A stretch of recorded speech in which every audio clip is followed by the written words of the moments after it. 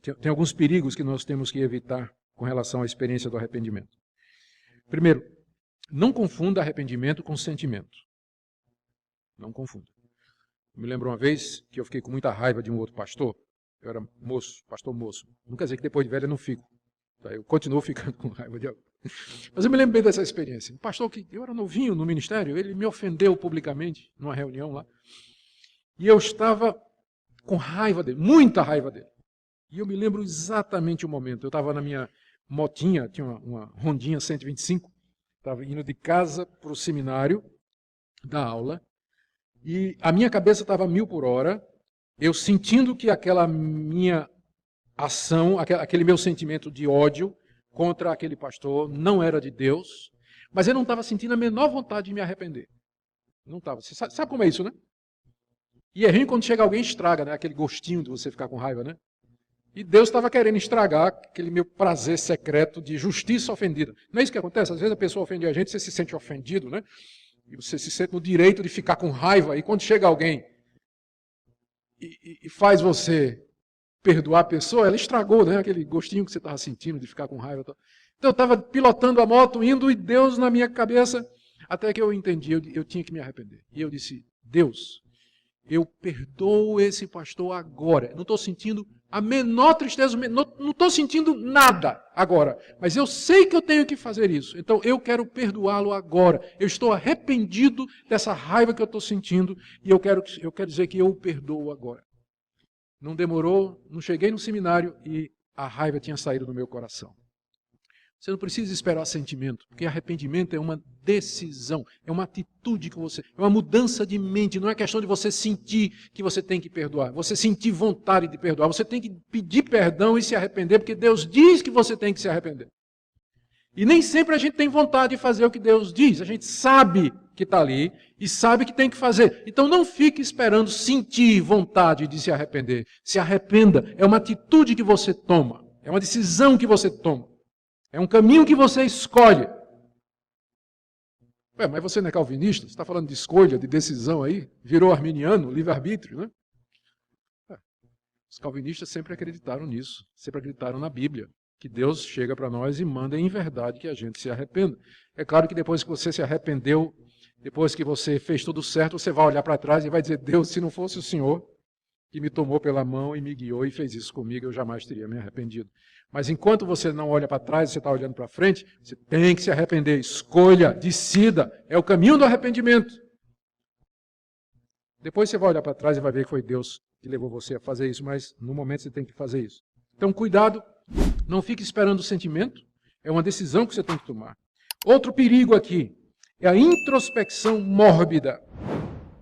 O que é que acontece? Pessoas que passam por uma profunda convicção de pecado, às vezes correm o risco, que aconteceu no período posterior dos puritanos, de ficar examinando demais o coração para encontrar coisa errada.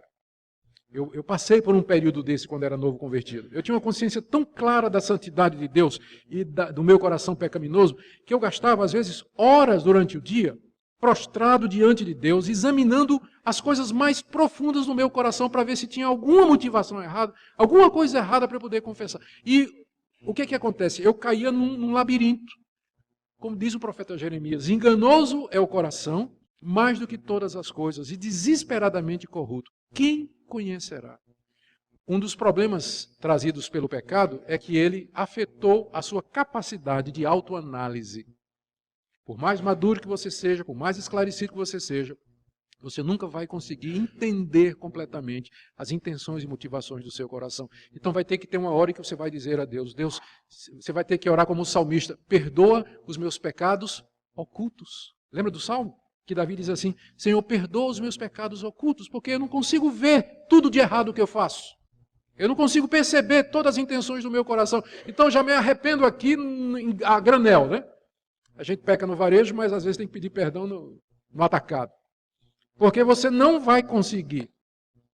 Então resista. Não estou dizendo que você não deve fazer uma introspecção. Sim, você deve analisar o seu coração. Aliás, essa foi uma das coisas boas que John Wesley, o pai do metodismo, fez. Quando ele criou os grupos de comunhão, ele tinha um método que aquele grupo seguia. Por isso que a denominação dele virou metodista. E parte do método era gastar um tempo para você analisar durante o dia, as coisas erradas que você fez.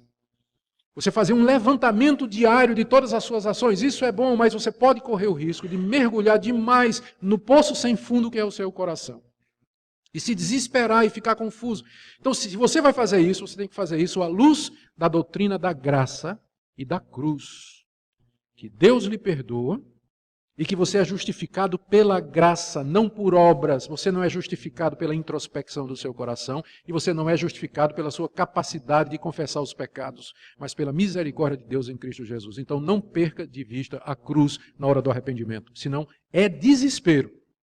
Na hora de você se arrepender, se quebrar diante de Deus, se você não mantiver a cruz diante de você e o sangue que foi derramado por você, você vai cair no desespero. Por isso que tem muita gente, as seitas exploram isso e criam um sistema de escravidão das pessoas a determinadas regras e normas, que não dá saída. Mas nós temos a liberdade e a alegria que vem do perdão que é dado por Jesus. Bom, gente, última coisa para você lembrar. E aqui é difícil. Isso aqui eu até hoje não sei direito fazer a diferença entre convicção de pecado e acusação de Satanás. O diabo é tão esperto que quando o crente cai em pecado, quando ele vê que o crente caiu em pecado, ele vem acusar. O Espírito Santo vem convencer do pecado, mas Satanás vem acusar.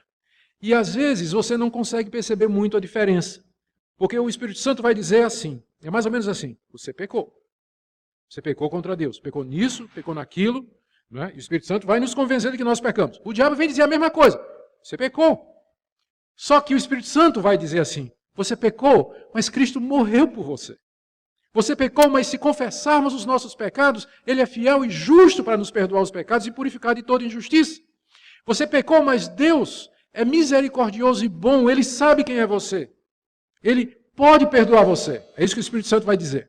Satanás, ele começa da mesma forma. Você pecou, não tem mais jeito para você. É a 5ª vez que você faz isso hoje. Não tem mais perdão. Você não é nem crente.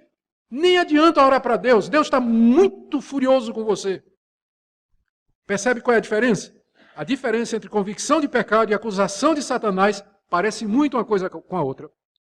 É que um mostra a luz no final do túnel, o Espírito Santo, e Satanás não mostra luz nenhuma. Ele leva você ao desespero, à culpa, a não querer orar, a se afastar de Deus, dos irmãos, largar o cristianismo e tudo. Se for assim, isso não é tristeza segundo Deus, isso é tristeza segundo o mundo, isso é o diabo fazendo isso para levar você longe de Deus. Mas quando você cai, que vem a convicção de pecado, que vem aquela persuasão de que você errou, mas sempre com esperança, aí é o Espírito de Deus agindo no verdadeiro crente, levando ele ao arrependimento sincero.